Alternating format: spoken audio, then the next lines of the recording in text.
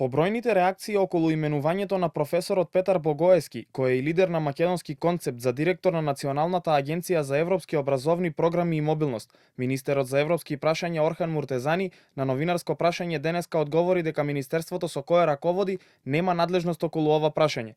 Сепак тој цени дека процесот можел да биде повнимателен и дека тој веќе реагирал во владата.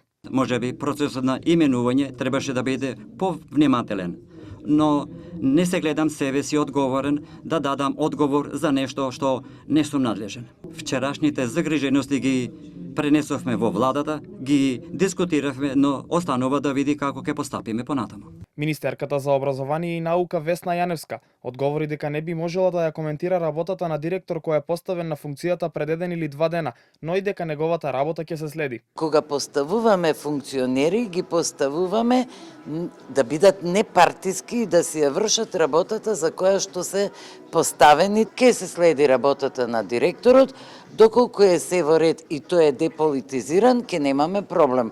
Ако има некакви други проблеми, ќе се превземат мерки.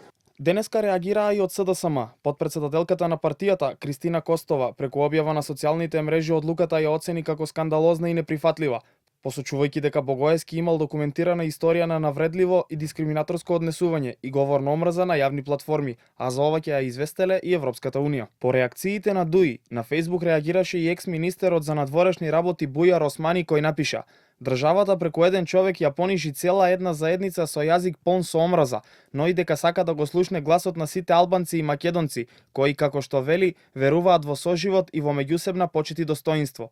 Инаку во изјава за Канал 5, Богоевски вчера ги отфрли обвинувањата и кажа дека за него е комплимент кога е напаѓан од ДУИ. Тој најави дека институцијата ќе ја подготви да функционира согласно сите правила на Европската унија.